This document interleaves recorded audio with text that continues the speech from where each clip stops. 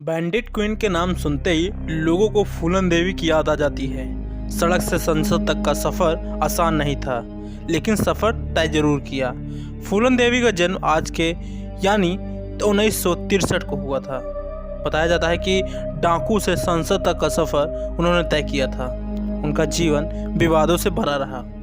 एक समय ऐसा था जब डर का दूसरा नाम फूलन देवी हुआ करता था, लेकिन उसके जीवन पर बॉलीवुड के मशहूर निर्देशक शेखर कपूर ने 1994 में बैंडिट क्वीन नामक की फिल्म बनाई।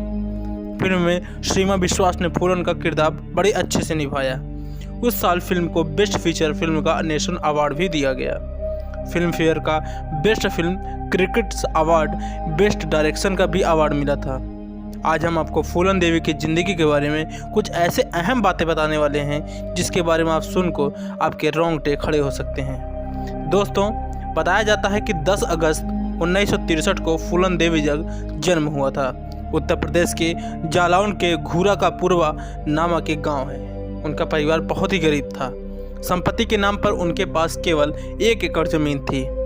11 साल की उम्र में जब फूलन के चाचा के बेटे मयादीन मल्लाह ने ज़मीन को कब्जा करने की कोशिश की, तब उन्होंने न केवल इसका विरोध किया बल्कि उसके सिर पर ईंट दे मारी। यहीं से शुरू हुआ फूलन देवी का प्रकोप। दोस्तों, आज आपको हम फूलन देवी के बारे में बहुत अच्छी बातें बताने वाले हैं। उनके रहस्य से जुड़े कुछ ऐसी चीज़ें बताने वाले हैं जो आप तक आज को नहीं पता थी। दोस्तों, उससे पहले अगर कोई व्यूअर्स चैनल पर पहली बार आया है, चैनल को जरूर सब्सक्राइब करके बेल आइकन को प्रेस कर लीजिए ताकि आने वाली वीडियोस की नोटिफिकेशन आप तक पहले पहुंच जाएं। चलिए शुरू करते हैं। बताते हैं, इस घटने के कुछ महीनों के बाद ही फूलन के परिवार वालों ने उनकी शादी उम्र के कई बड़े पुत्तीलाल मल्लाह से करवा दी। उनकी शादीशुदा जिंदगी कभी खुशहाल नहीं रही। पति उनके साथ मारपीट, गाली गलौज और ऐसे कई चीज़ें उनके साथ गलत चीज़ें करता था। इससे परेशान होकर ससुराल से मायके भाग गई। बताया जाता है कि मयादीन मल्लाह अपनी बेइज्जती को नहीं भूला था, इसीलिए उन्हें फूलन पर चोरी का आरोप लगा दिया। पुलिस उन्हें गिरफ्तार करके 3 दिनों तक जेल में रखा। उन्हें काफ़ी मारा पीटा गया और चेतावनी देकर छोड़ दिया गया। इसके बाद गौना करके उन्हें फिर ससुराल भेजा गया, मगर कुछ महीनों बाद ससुराल वालों ने खुद से उन्हें मायके भेज दिया। कहते हैं कि यहीं से यहाँ पर ससुराल वापस आने के बाद फूलन देवी की मुलाकात कुछ ऐसे लोगों से हुई जो डाकू के गैंग से मिले हुए थे। ये लोग उत्तर प्रदेश और मध्य प्रदेश की सीमा बुंदेलखंड में सक्रिय हुआ करते थे। बाद में ये फूलन देवी उन्हीं के गैंग में शामिल हो गई। चंबल की मुख्य डाकुओं में से एक बनी। डर का दूसरा नाम यहाँ पर फूलन देवी को बताया जाता है। कहा जाता है कि गैंग में 2 डाकुओं को फूलन देवी से प्यार हो गया था।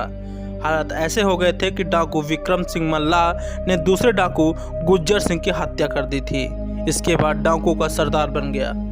घटना के कुछ हफ्तों बाद डाकू ने उसी गांव पर हमला किया जहां फूलन देवी का पति रहता था। उन्होंने खुद पति को घर से बाहर खदेड़ा और गांव वालों के सामने उस पर चाकू से हमला करके अधमरा छोड़ दिया था। बाबू सिंह गुज्जर की हत्या से ठाकुर गैंग के श्री राम ठाकुर और लाला ठाकुर बहुत नाराज थे और फूलन देवी को इसका जिम्मेदार मानते थे।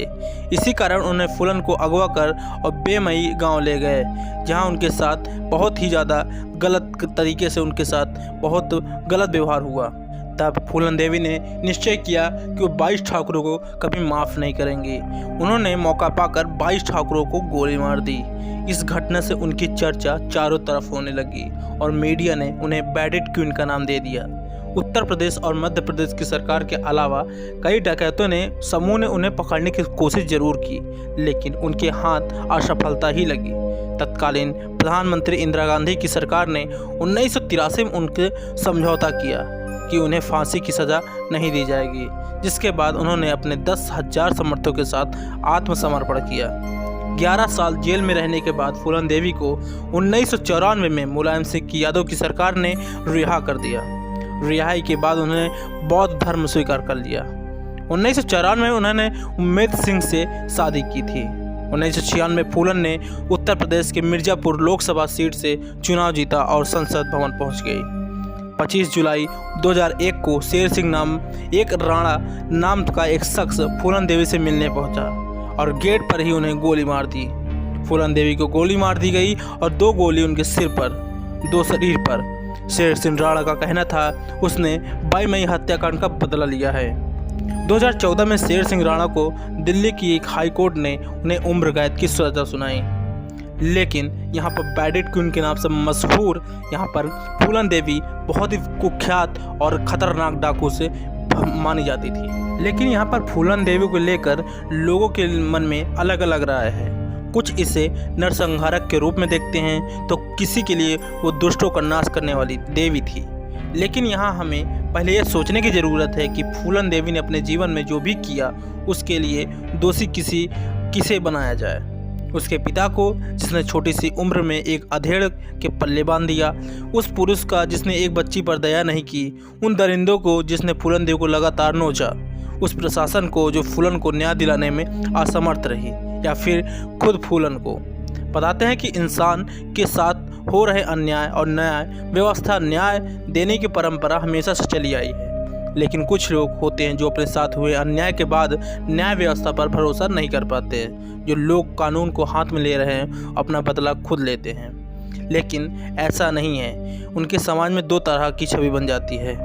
दर्रियों रानी फूलन देवी एक ऐसा ही नाम है जो सोचने पर मजबूर कर देते हैं। उसके बारे में कैसी राय बनाना उचित रहेगा। कुछ के लिए फूलन देवी सच में देवी थी, तो कुछ के लिए आज भी वह कुख्यात डकैत और कई तरह की हत्यारन बताई जाती हैं। दोस्तों, कोई आम राय बनाने की से आइए और इस पर अलग अलग पहलुओं पर टटोलने की कोशिश करते हैं। दोस्तों, यहाँ पर कुछ ऐसी चीज़ें हैं जो जानने की ज़रूरत है, जो इसके अगर तह जाए तो असलियत का पता चलता है। तो उम्मीद करते हैं आपको ये वीडियो काफ़ी अच्छी लगी होगी और उम्मीद करते हैं आपको ये वीडियो काफ़ी इंटरेस्टिंग लगी होगी।